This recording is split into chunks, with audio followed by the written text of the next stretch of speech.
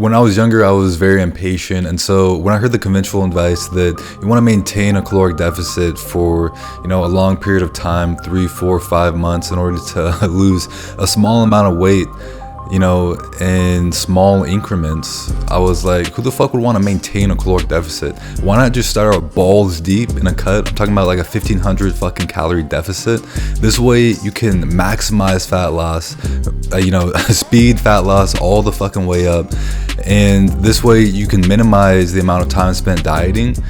And for the short term, you might go through more suffering, but I'm ready for the challenge, so let's get the fuck after it. I just wanted to lose the weight quickly so I can get the process over with, but more than anything, what I really wanted was for my fat fucking stomach to stop protruding against my shirt. I wanted to be more like the normal kids instead of being, my normal fat fuck self.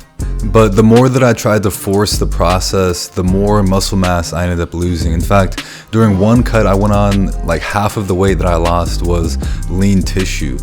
And so now, instead of, having improved my body composition over time, once I finished the cut, I was basically right back at my original starting position. And it seemed like my body just couldn't keep up with the demand and the stress that I was placing on it. I knew that I needed to look at things in a different perspective because this fast and furious approach was getting me nowhere quick.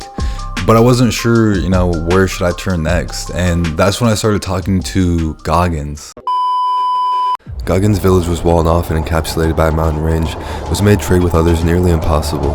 To fix this, Goggins set off to carve a path through this impassable mountain single-handedly. The villagers would pass by laughing and throwing rocks as Goggins labored day and night. He would swing his pickaxe with all of his might as his veins bulged and his sweat dripped down his forehead while he was trying to carve his path, and mountains stood by unfazed. Even after a month of work, the mountains stood without a single scratch, chip, or even the slightest of cracks. So some other villagers tried to get around the huge barrier by trying to dig under the mountain, but snow would always fill in the holes and bury the workers alive. At this point, most people gave up hope, but Goggins pressed on with the same determination he brought to any challenge he faced. He was very intelligent and knew that just because you can't see immediate results doesn't mean that progress isn't being made, and so he continued despite others making fun of him, attacking the mountain relentlessly from all different angles, until at some point the entire mountain didn't merely chip, but instead literally split in half. It was not the final hit which parted the mountains, but rather the succession of hits.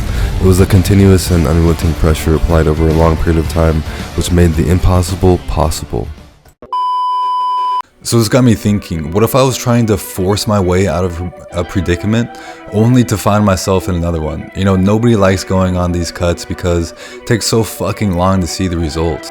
But as you slowly but surely chip away at the fat stores, you slowly begin to unveil the rock hard muscle that you work so hard for. So what if instead of going on these aggressive ass cuts, I started attacking the equation of weight loss from all different angles until everything simply worked itself out.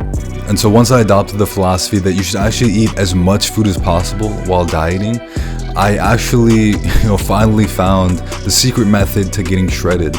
Because the thing is, you only want to decrease your calories by about 500 calories per day and actually leverage cardio to actually establish that calorie deficit. Because as we talked about, if you drop your calories too low, you're going to tank your testosterone and your metabolism. But if you leverage something like non-exercise activity thermogenesis, like walking, for example, you can burn calories all throughout the day. If you walk 10 miles per day, you can do that all throughout the day. And, you can burn like 1,000 calories, but it's not going to increase your hunger levels like doing HIIT cardio or swimming laps in the pool would. So now we're in a position where we can actually eat, all the foods that we love, so we don't even feel like we're dieting while getting shredded at the same time. And so now whenever it comes time for a cut, I'm actually able to maintain the majority of the muscle mass that I worked so hard for without starving myself along the way. It's been said that the definition of insanity is doing the same thing over and over again, but expecting different results. And so what I'm most proud of is my humility and being able to admit that what I was doing wasn't actually working, and then my willingness to actually start from scratch and really figure this out, develop a new method that actually, gets me results. Alright guys, so I hope you liked that video. Drop a like, comment, and subscribe. If you want to jumpstart your own, health and wellness journey, feel free to check out my Fasting Sage cookbook, which has, 10 protein-packed recipes that, are deliciously nutritious and are really going to help you guys get on the right track. So that's it for today.